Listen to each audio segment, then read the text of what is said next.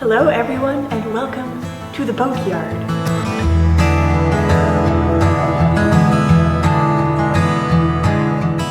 Okay, time to move into the trailer.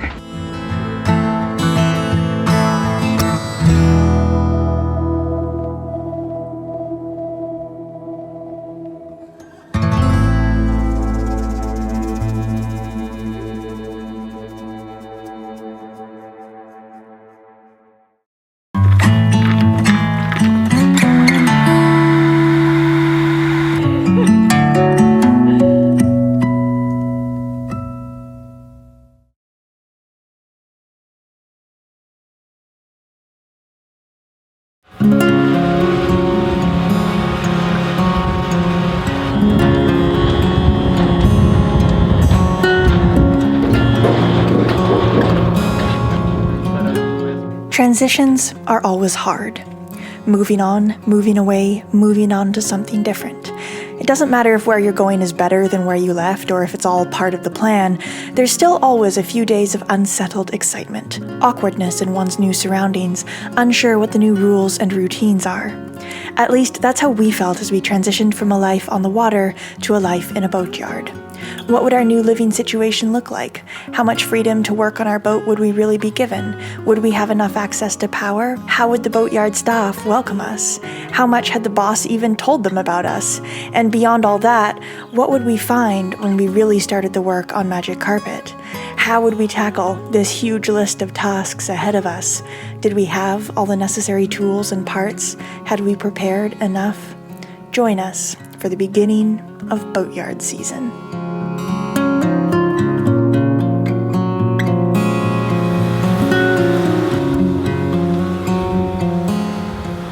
You can see the red anti-fouling shining through now, and that is its purpose. It's to indicate when you are wearing down the coats, and the red coat is an indicator of it needs new coats again.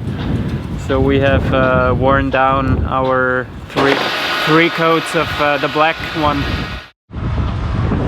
So their soap that they have here is working wonders. Yeah, that's what I was hoping for. And it's actually all the yellows coming off.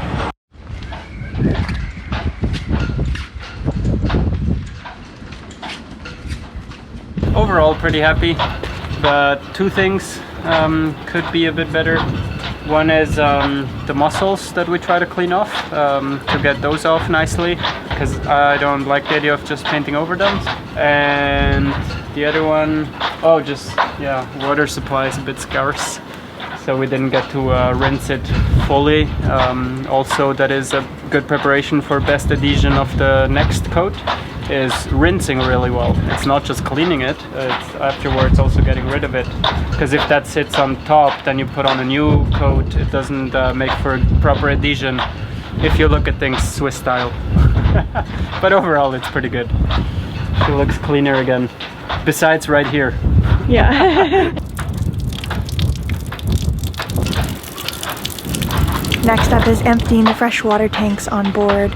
It's just good to leave them empty for the winter in case it freezes. I mean, the boat will be inside, so I don't think it's too bad, but it is not heated inside, so anyway, better safe. Now I'm starting the engine for a minute. Don't stand right after the exhaust. Why are you doing that? Just to blow out excess water. Okay. In the muffler and just in the hose. Okay.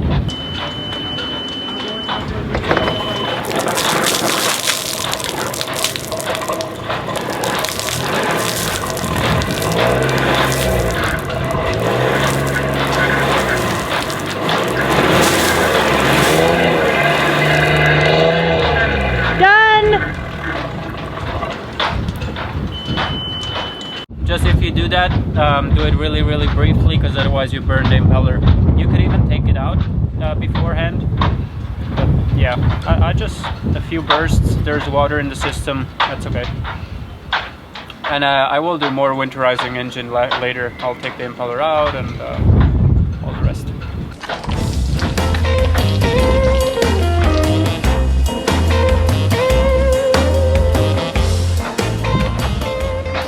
I know it might seem a bit ridiculous to clean a bilge pump. It does help to keep the smell down in the boat. You know, sometimes you walk on board a boat, it's got that really musty boat smell about it.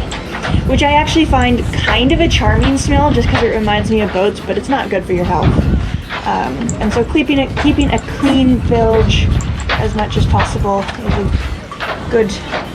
a good way to cut down on that. Okay, that's as clean as I am going to make a bilge pump. It doesn't have to be perfect. As the day progressed, we felt increasingly uncertain about what was going on around us. We had arranged with the boatyard boss that would have a trailer to stay in, at our cost of course, and that we would be allowed to work on magic carpet indoors. But there seemed to have been several crossed wires between what we'd been told and what the staff on the ground had understood, leaving us quite uncertain what we had just gotten ourselves into. We just hoped it would all become clearer tomorrow. As it stood, we really weren't sure what sort of conditions would be given to work on magic carpet. We didn't know if the trailer we were supposed to live in had any basic amenities or not, and we weren't sure how easy it would be to accomplish the long list of tasks we had to do on magic carpet, all of which required a solid roof over us and a good power source. Good morning. It is a rainy morning. We just crawled out of bed. The rain has stopped a little bit now, so now we should go downstairs and figure out what the story is for today. We spent last night on the boat instead of in the trailer, so hopefully we'll get moved inside. They'll shuffle some boats around and fit us in so we can start work today and move all our things into the trailer. So we'll see about that in a second, but what I wanted to talk about just briefly is what we're about to do and why we're in the boatyard and what we want to actually accomplish here on Magic Carpet. So, Deanie, you want to describe what is going on? Well, it really depends. I mean, now the situation is still uncertain, so we might not do anything. I mean, I'm not starting to take window frames off and start to scrape the varnish off when then there is no chance to finish it or to complete it or to revarnish. And the other things is finish the caulking of the cockpit, the two floorboards of the cockpit. The old Sika needs to come out, just like I did in the tutorial video. Oh, I can watch the tutorial video and I can do that then. Yes, you could. Hey! And then, yeah, that needs to be recaulked. And then there's 1,000 little things. I have new primer and paint, so I was thinking where there's little imperfections, we could putty, primer and paint again. I can show you the spots, but there's a few, so there's many different areas. Yeah, and then the biggest task is the one that I'm not starting unless I really know how this is all organized and working, and that is stripping the cabin top from the varnish. Stripping, yeah. Stripping the cabin sides, yes, with a heat gun and just going to bare wood. Yeah. Other little things is, but that is again, that is part of the big refit that I don't know if we can do yet, is taking the winches off. The winches can be cleaned with a toothbrush and some diesel. Diesel? Or whatever. I didn't know that. Is that a thing that you do? Yeah, you can. Yeah, oh. But depends what we have. Diesel works fine. I mean, diesel is very oily, so that works well. But that is because the whole winch pad where they are installed has to come off. So we could do a win-win situation where the winches get maintained and the other jobs get done too. Okay, well that's something to start with, and I think I can try and make the cockpit floor my project. Sure, you could, yeah. Taking out the Sika seams, because then I'll have something to focus on and something to do, which is going to be good, because I don't like always buzzing around and being like, what's next, what's next, what's next? And I don't think you like that either. Alright, good. Onwards. Onwards. So the morning began. We got introduced to our new temporary home, and I started moving things in.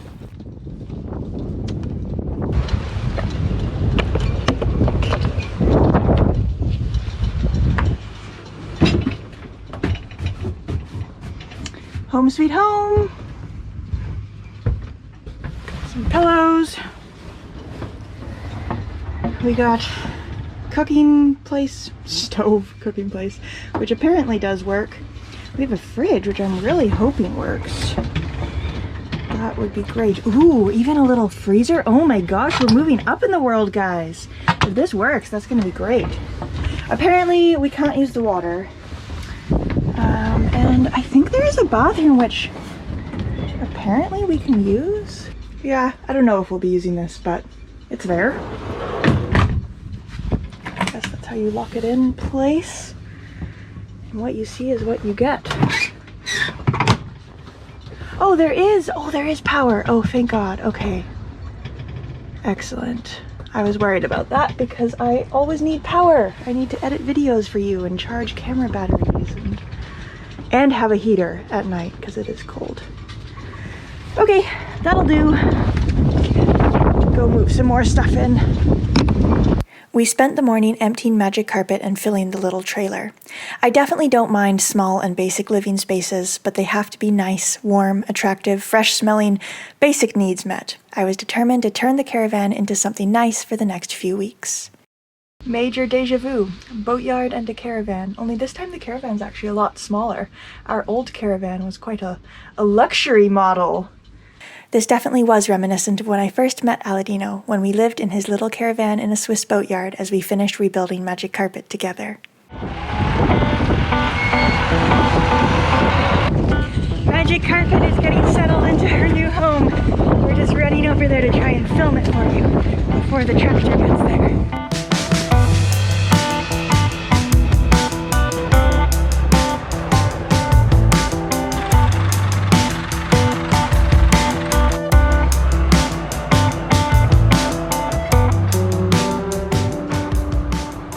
He's a very skilled driver. He is a very so good, fast yeah. in all one go. Woohoo! I'm glad we are inside now. It is incredibly unpleasant weather. At least it's not freezing cold, but wow, yeah, feels good to be inside. The boat is still soaking wet. So before we can really start doing anything to the exterior, we have to let it dry. But we can focus on the interior, mostly actually just moving everything into the trailer is the main focus of the day because Aladino especially really likes to have everything empty when he's doing any work, so he doesn't have to be working around things, which is a good way to do it. I'm always more of the shuffle things around here, do something, shuffle it back over there, do something else, but he likes to do things properly. What do you think of your new workshop, my love? Yeah. Might do. What was that? It might do for some things. Might do for some things, yes. All right. I don't think we'll varnish in here, but we can do some prep work, that's for sure. I mean, it's nice we're inside and dry. And we can't varnish because of temperature? Temperature, humidity, it's right at the door. They're driving in and out every 15 minutes. Yeah, you cannot varnish then.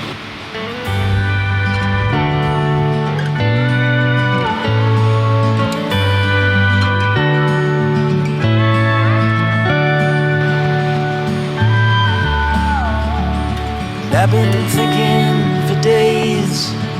Yeah, I've been thinking for... So yeah, basically we are waiting for the boat to dry. We help it a little bit, but it's good if it dries really well. The teak and the cabin top and just everything. So we continued cleaning and moving our belongings between boat and caravan. I keep hoping that I'll change. So I diverted to doing some cleaning inside. So this section here is the actual bilge. The hoses that are not ended, that's because one is manual bilge pump and that one is the electric bilge pump, but we took them out for cleaning. Here you can see that this is raised and this is the actual top of our water tank. So we got the inlet and this one is a vent. And then you have one that goes to the galley and one outlet that goes to the head. So that's basically it. And this compartment here is where we store carrots and onions and potatoes, because it's right underneath the galley. It's really easy to open and close and you have it all in there.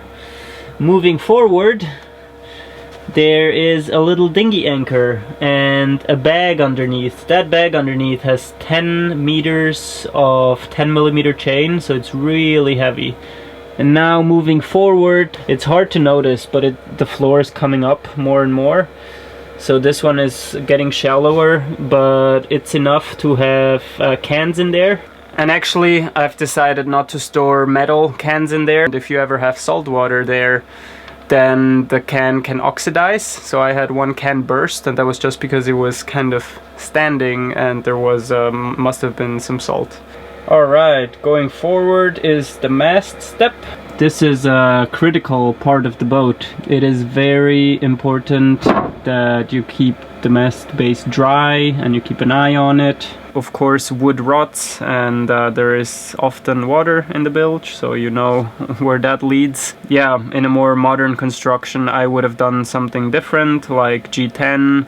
Another thing that my boss told me actually when I was doing the refit of the boat, because I was painting things white, I mean in the bilge, like the fiberglass part, and then I was thinking of also painting the compression post to protect it, but my boss actually said don't do it, keep it varnished, because then you can keep visibility.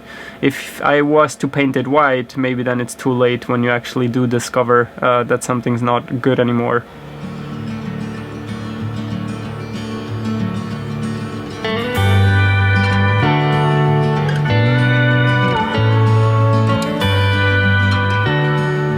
And another note on floorboards is that if we were to do any major crossings, then it is a consideration to have latches on them or somehow be able to strap them down.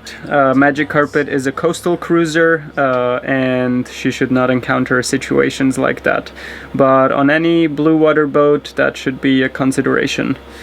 But here I find it super handy. Of course it's handy if you don't have to operate a latch every time, or if they're really stuck in there or actually glued down. So this is super nice. I get full access. I just lift the floorboard and I have the entire hole and not just like a lid to the whole thing. The only thoughts that keep me sane.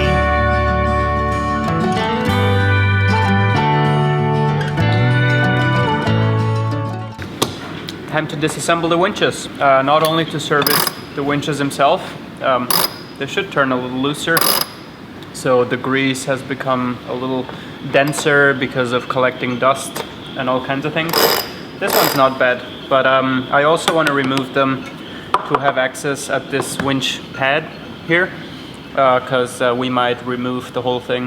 The wood is turning a little bit darker, and that is almost always the indicator that the wood is soaking water. And very typical on the Vindos is that the cockpit coamings get it, but usually it starts sucking water from underneath and it starts going up the coaming. But we have it now from the winch pad going down, and that is also because this teak cap rail here, I don't think they sealed properly. For now they're all assumptions, but basically we are removing hardware to get to the core of this problem. Yes. And it's also crazy, I started seeing a few of these spots just now, so it's just on time for getting the varnish off, addressing those problems and revarnishing. Yeah. Yeah. Do you see it from over there? I see it You clearly do see now. it. Yeah, it is quite plain. It is darker here. Yeah. And it's darker here. Yeah. And normally you get it in the corner, like here it starts going up and you got a dark spot like that. And that is very much why I've sealed the entire cockpit again, so it doesn't start seeping in from underneath. And the same you can get from the outside, but this is our problem area now. The first indicator was not the wood being dark, but it had not even wrinkles, like bubbles. Like literally like drops. The color of the wood was the same, it was just the varnish was giving away a little bit and was having those bubbles in it. And I was looking at it for a few days and I thought, interesting. I didn't notice when I was varnishing that I left drops here, because you couldn't tell it was water. You could even press on them and it just flexed the back. But then after a while the bubbles went back and now the wood is turning darker. And you can actually see the bubbles. Those are clearer now, a clear color. It's funny how you can make a synopsis of all the stages, isn't it? Mm-hmm. First it was this, and then it was that. We will see pretty clearly, I think, once the teak rail is off. Anyway, to this winch now. All right. We have Lumars, but it's always kind of a similar idea behind it. So on this one, what holds the housing, the bell down, is basically this thing here. I don't know if it's called a circlip. I believe it's called a circlip. Basically I take a flat screwdriver, get it in there and try to get the circlip out, And now that it's out, I just have to follow along 360 degrees and then continue, and it pops out. All right. And the nice thing is, now that we're on land, I don't have to worry about dropping things. But yeah, on the note of dropping things, you have to be careful. This is just a lid. So if you would disassemble from here, you have to be very careful not to lose the two parts, or you can also just lift the whole thing in this case. But this is what I mean here. Okay. This is what makes the winch grab, the tooth grab on this, and that's what also gives the clicking sound, tick, tick, tick, tick, as it ratchets over here. But yeah, basically just be very careful not to lose these. And especially not to lose these. Yeah, look at all the grease. This is old grease. Grease needs to be renewed every now and then. I just take this apart now so we can clean part by part after. And now to the base. So this one is screwed with different screws. Here we have wood screws, 2 in the front, and in the back we have machine screws. And as you can see, the knot is on top, and I guess that's just to make it a little a nicer and neater looking solution, as you don't have this on the bottom side, but the bottom is flush. Well, besides the insects that are living there.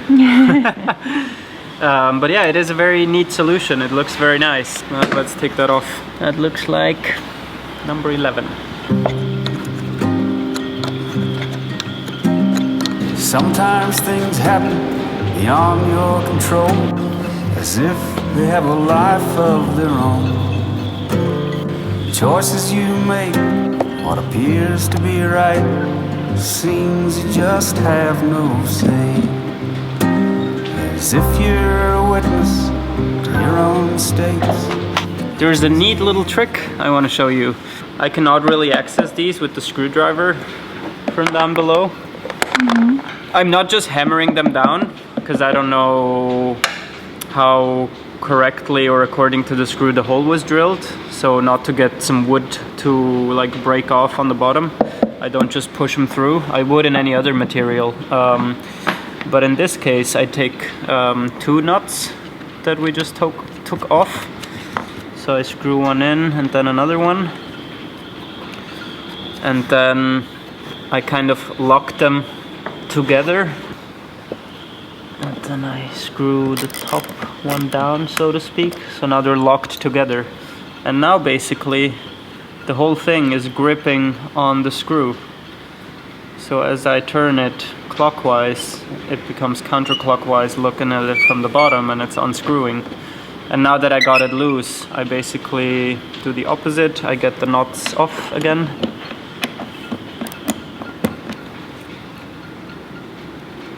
And now I can just spin the final part by hand. And now I can do the opposite from down below. After you see what the choices came to be, like a storm that's passed on. Oh, the brain down the drain. Oh, the fuse, the abuse. Oh, please, storm-felled trees. Oh, the fight over who's right. Trying to remember all the... I'm getting blisters. Oh shit. First day work. I undid 20 screws. Oh my god, that face. Upside down. Oh, please, on your knees. A man. Another place which we've noticed that was getting slightly darker is where the cabin top meets the coaming. Do you see it right here? Yeah. So it is very evident, and I was having my eye on this too, that as the wood expands and moves, this crack seems to create every time again. So there wasn't varnish on it for long enough now, right here, that it's starting to get a little bit darker.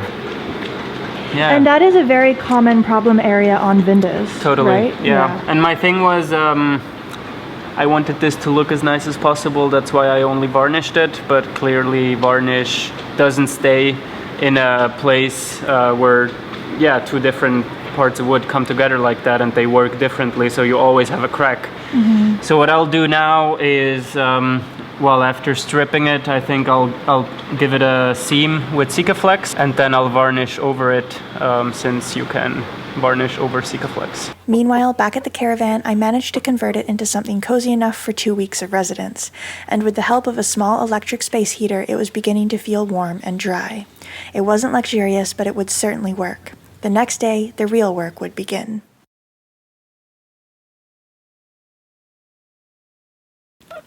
This is all I need.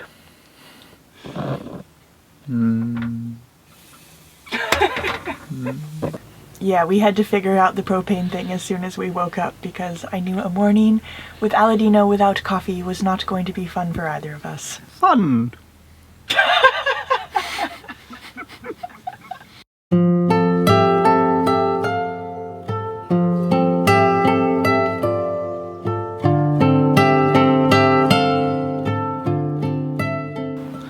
Now the hull is dry, so we can polish it, and polishing is kind of the nurture of gel coat or paint.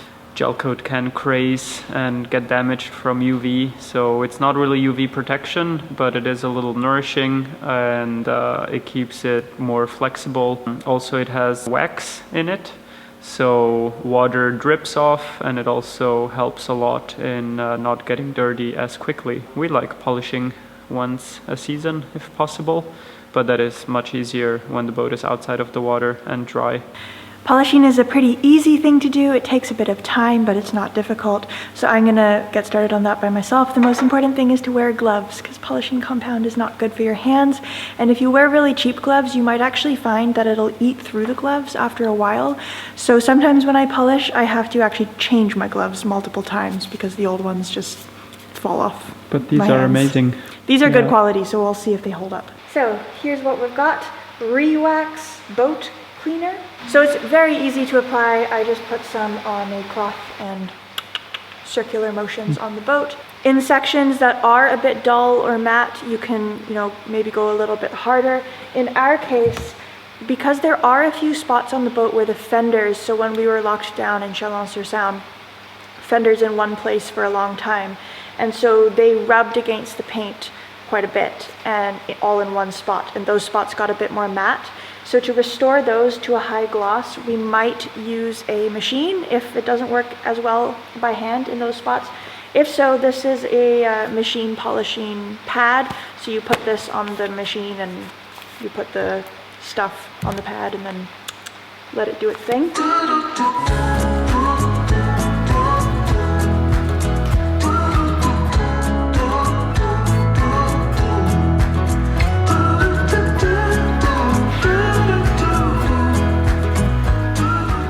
Some things can't buff out, like mistakes from the captain.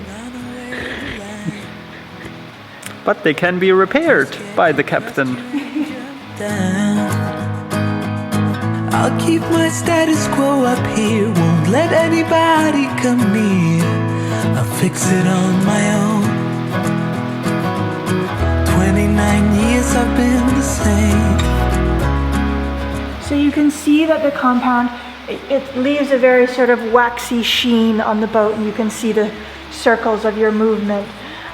So that's actually good because you can see where you've waxed and where you haven't. And then when you go back over it again, it wipes away in a very, very satisfying way, leaving beautiful shiny finish beneath. When I had covered the entire hull with compound, I left it for about 10 minutes and then went back to start wiping it off. If you've got a bigger boat, you can probably go back to the beginning and start wiping it away immediately. But since Magic Carpet is pretty small, it doesn't take much time to do the whole surface.